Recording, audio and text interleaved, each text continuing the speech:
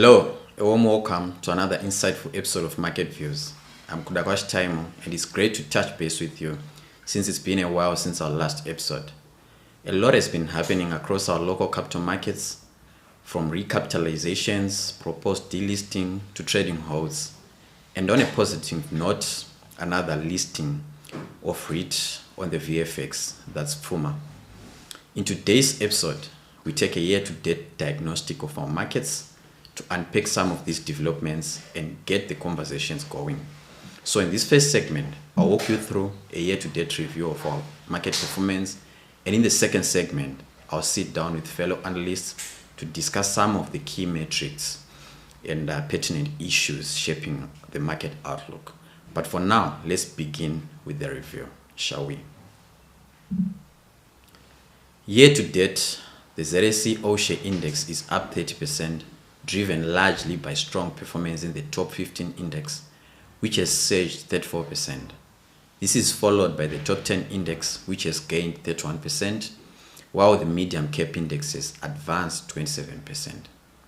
On the VFX, the All-Share Index has also delivered a strong performance, rising 29% year-to-date.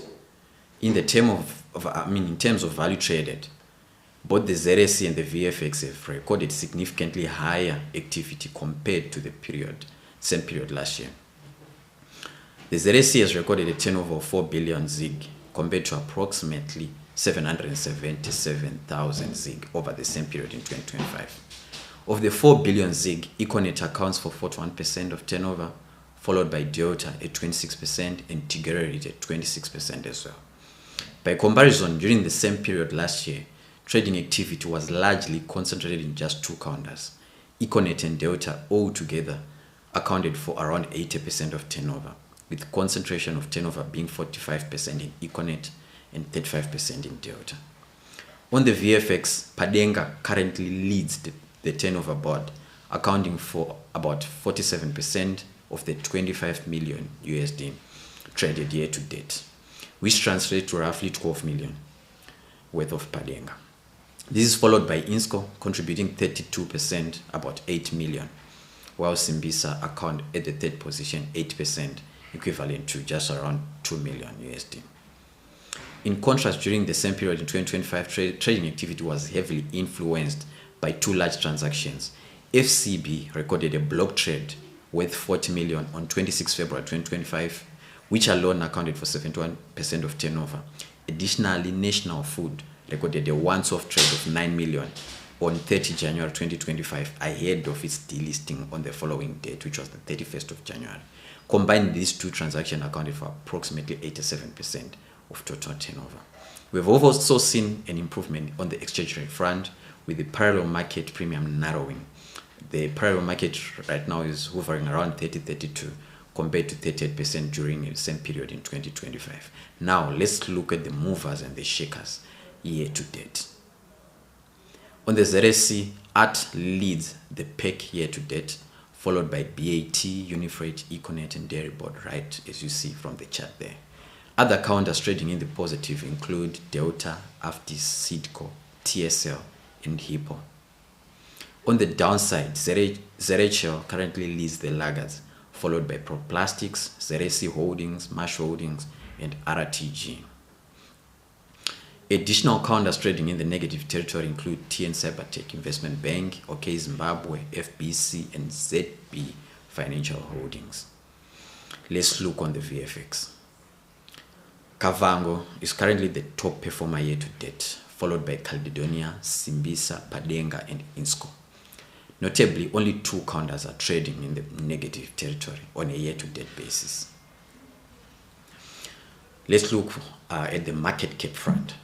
These are the current market capitalization figures for the top 15 counters across both the Zimbabwe Stock Exchange and the Victoria Falls Stock Exchange. For the ZSE counters, we applied an exchange rate of 32 to convert the figures into USD equivalents. Now let's look at valuation metrics. The ZSE is currently trading at a PE multiple of approximately 6 to 7 multiple. Meanwhile, the VFX is currently trading at around 13 times. And looking at the ZSE, the top 10 top 15 and top 25 indices are all trading at double-digit multiples, with the top 15 trading at a higher multiple of 12 times. That's your dividend monitor right there. And those are the counters declaring dividends this week and next week. And OK Zimbabwe's first meeting under its corporate rescue has been scheduled for 18 March. So thank you for tuning in this first segment. Let's do touch base on the second segment, where we will sit down with our analysts for a deeper discussion on the key market trends shaping Zimbabwe's capital markets.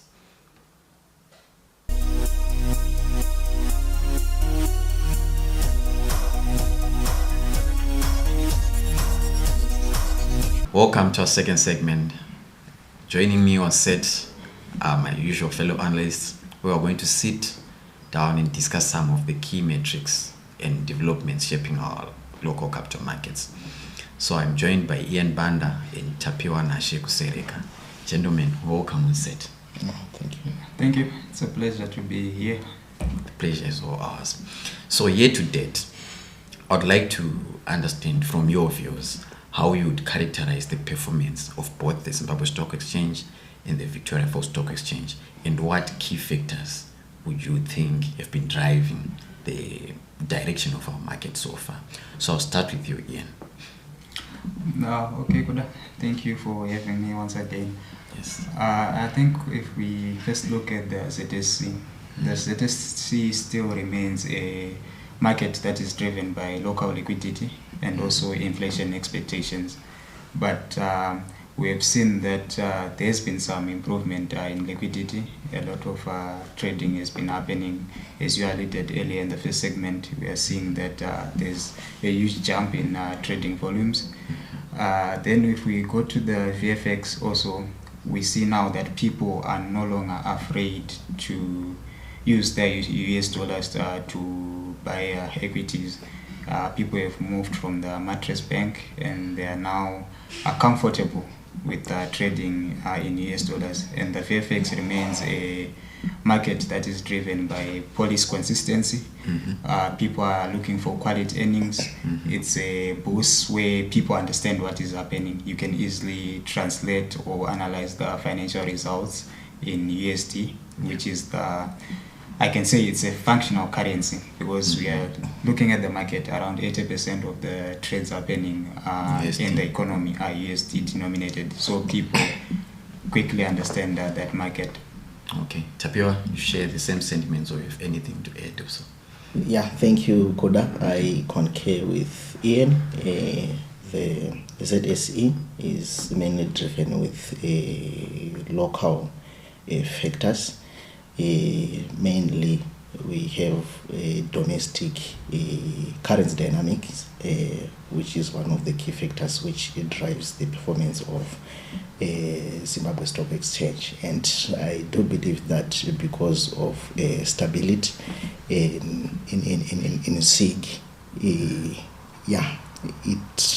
goes parallel with the good performance we have for ZIG currently. And I also concur with Ian.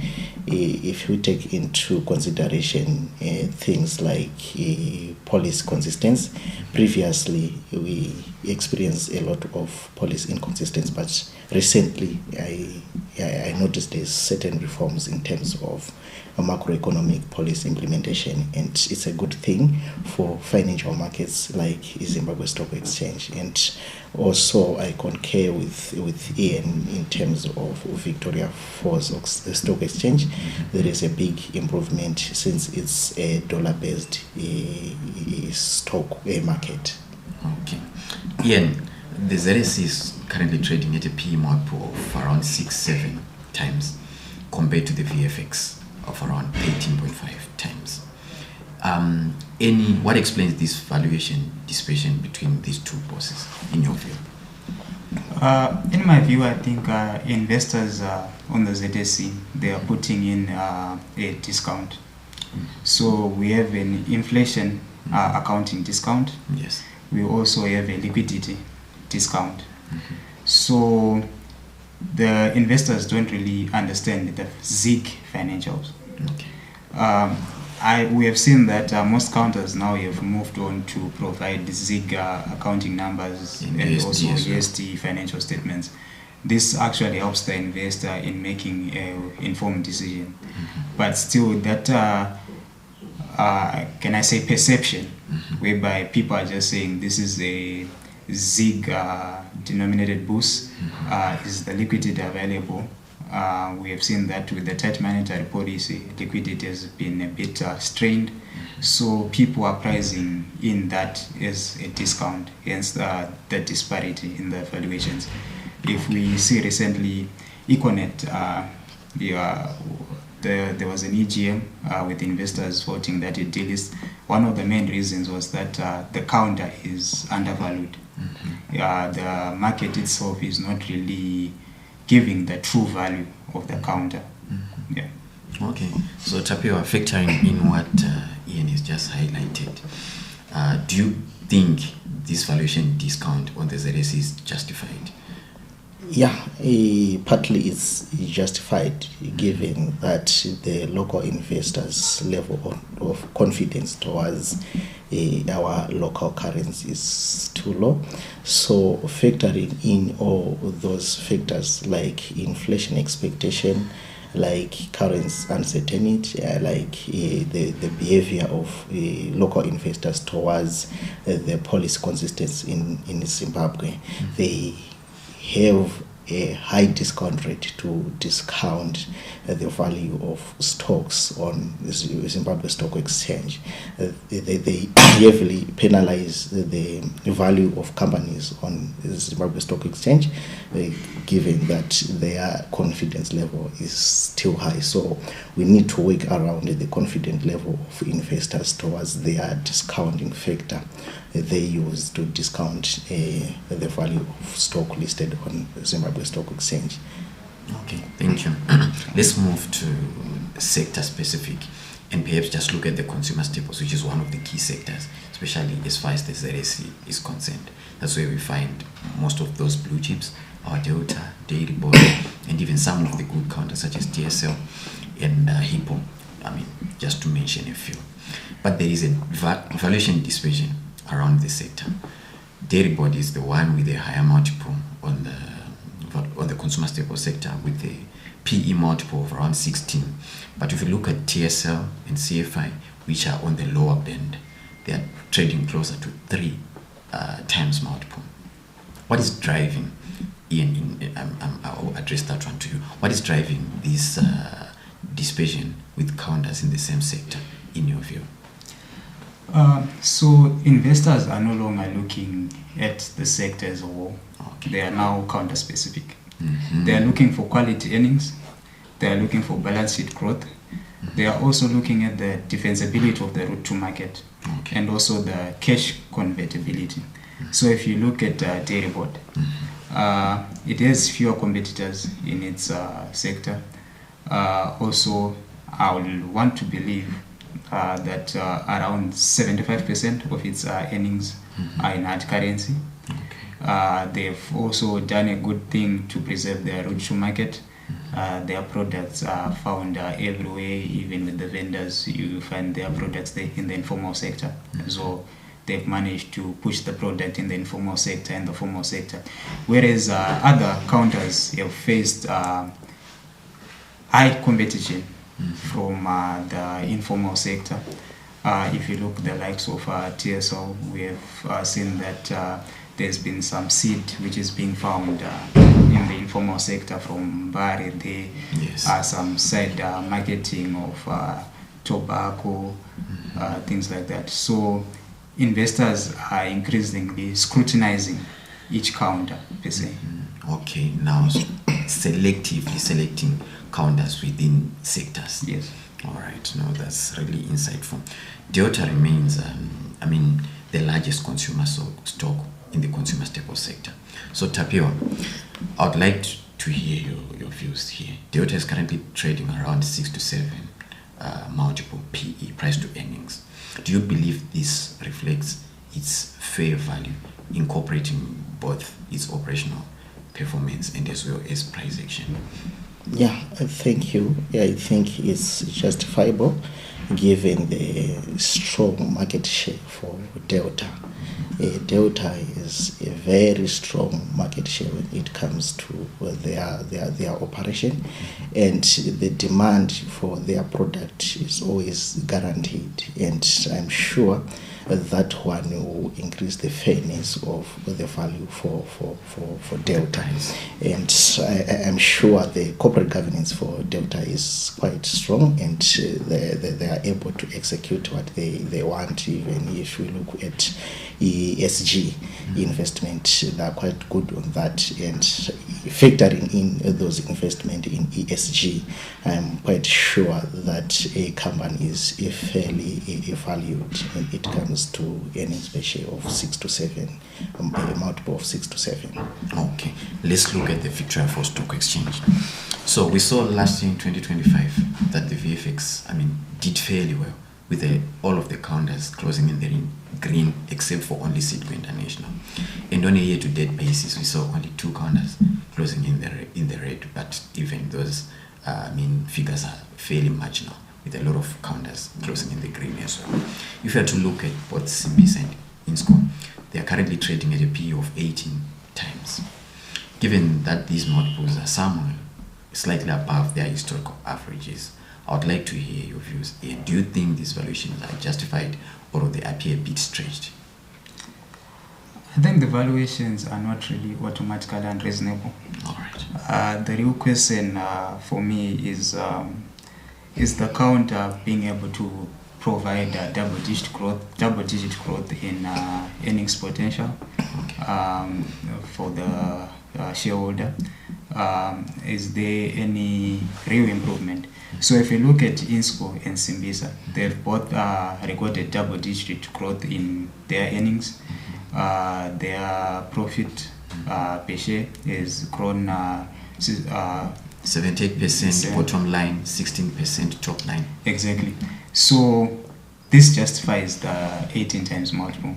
These are quality stocks that are giving real return for the investor. Tapio, I think the same. Yeah, I concur with what Ian says, because if we take into consideration the strategic expansion of Simbisa, for example, in Eswatini and Botswana, those strategic growth at regional level, I do believe that it supports the strategic growth for the company in question. So I concur, and I am of the same view of supporting that any multiple of 16 to 17 times. Okay. Because I think if you look at the earnings per share growth, it grew by 77.2%. Yes. So I think this is just stellar performance. Exactly. Which somehow mirrors the valuation dynamics on the market. All right, that's fine. Let's turn to the REIT. We saw Tigere, it also announced its full year financials for the year ending the 20 December 2025, and we did a trading update for Tigere. By the time we did it, I'm sure its price was somewhere around 5 cents, but over the week it has softened to around 3.2 US cents, and bringing the counter to roughly in a price to NAV of 0.99, or we can just say 1, right?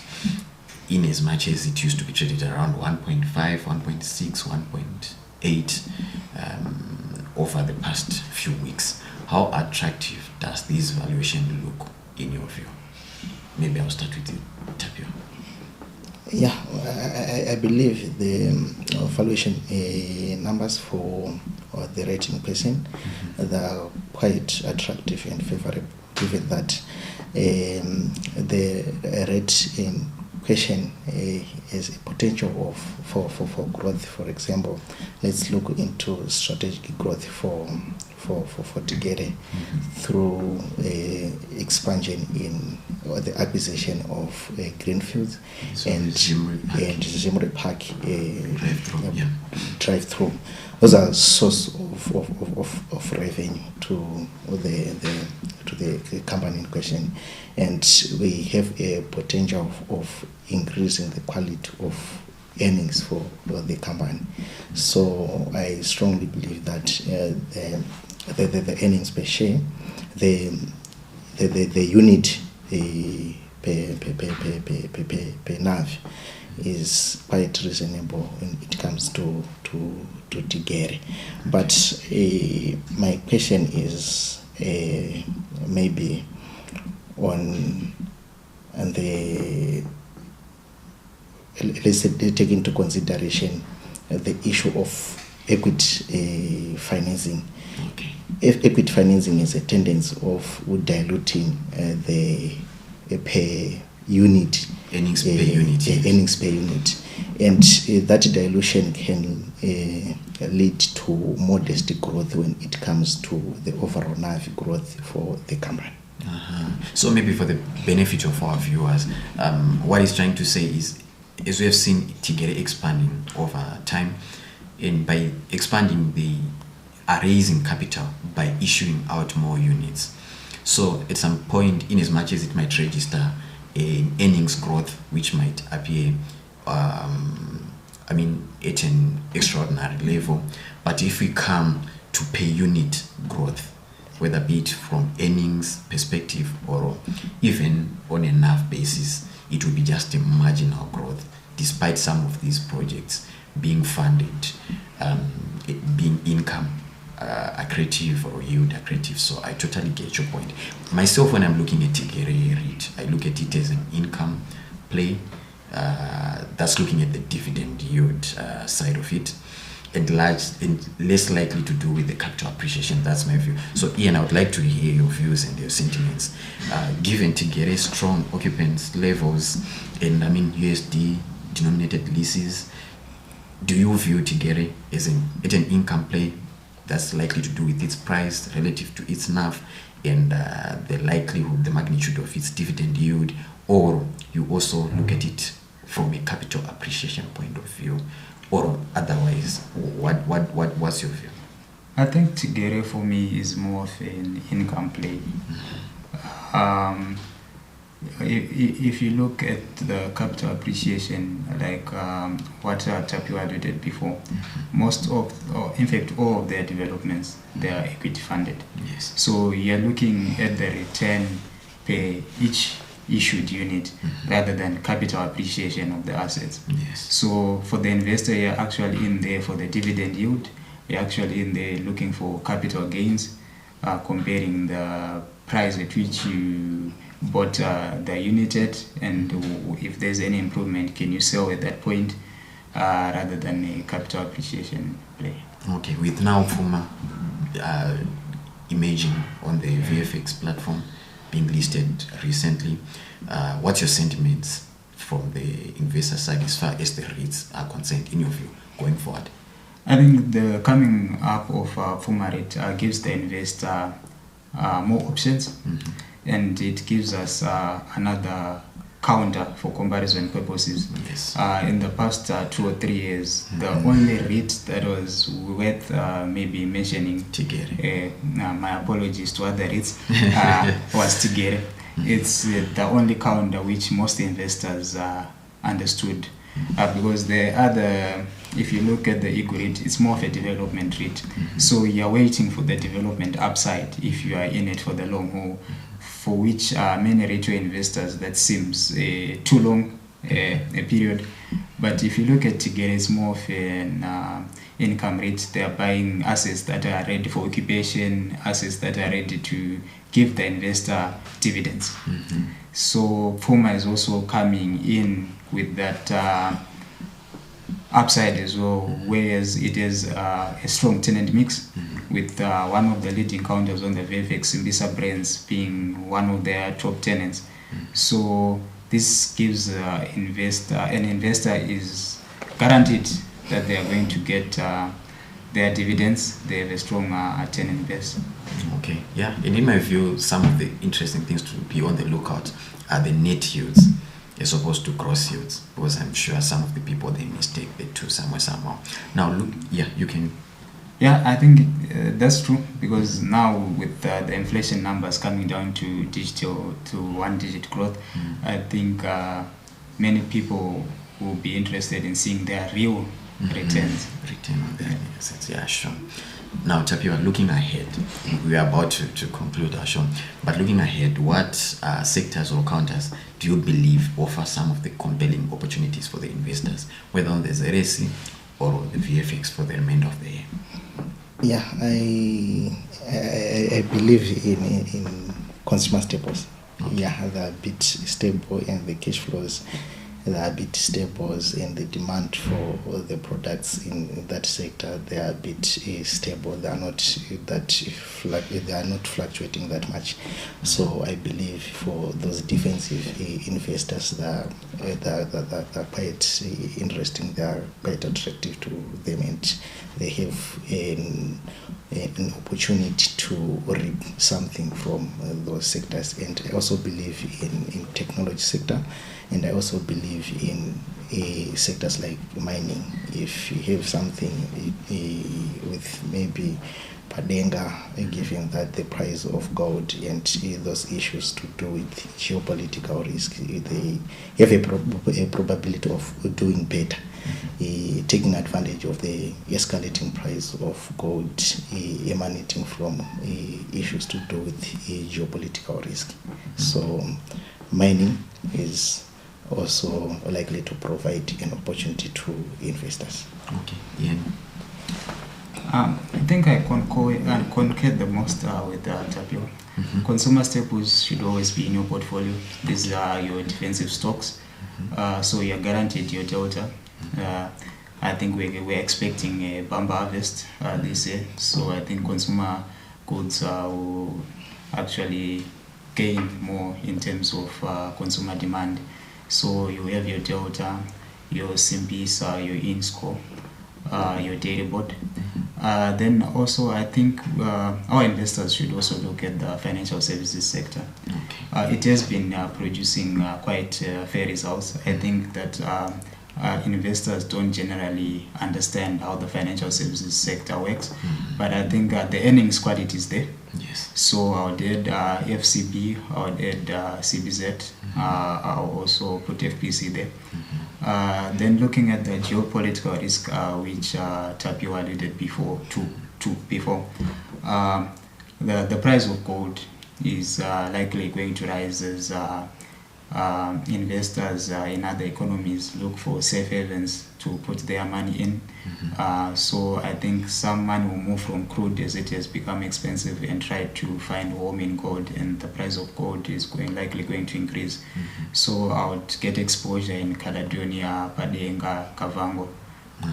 Thank you. And the valuation dispersion between the ZSE and the VFX, any likelihood for this to converge, or do you think it's going to sustain at current levels even going forward? I think there's a possibility that the valuation metrics will converge at some time. It's only an issue that we need ZiG liquidity to be there. We need stability in our currency. Once our investors can adequately plan in local currency terms, we have seen inflation coming down. The monetary authorities are trying their best to have a stable economic environment. Yes. So I think with that, the valuation gap is likely going to narrow. And as companies also listed on the books try to give investors more information, it is for their own benefit to give investors information that is timely, information that they can easily analyze and interpret. So if I have results that I can easily analyze and interpret, I can make a decision quickly on whether to invest or to divest, anything like that. Tapio, your final remarks? Yeah, I believe the valuation gap between ZSE and Victoria Falls Stock Exchange is going to narrow but not to converge, given that the two tire markets that are affected with different factors. The one is affected with local factors and the other one is affected with international factors, because it's dollar denominated. We don't have a control, and our monetary policy team has no control over the United States dollars. So it's going to narrow but not to converge. Yeah. Gentlemen, thank you so much for your time and for your insights. I'm sure our audience will find a lot of things that you've shared right there quite useful and significant. So thank you for joining me on set. Yeah, thank you. Thank you. It was a pleasure to be here. Yeah. Dear viewers, there you have it. That's all the time that we had for you today. I'm sure you quite enjoyed and gleaned one or two from there. What's your thoughts? What your views with regard to the current performance on both of our exchanges is also as far as our metrics are concerned. We do want to hear from you. Do like, do subscribe to our YouTube channel. Do also comment and share with us your thoughts. So for now, we would say that's the wrap of our show. Thank you. We do wish you to join us on our next episode. So it's bye for now. Cheers.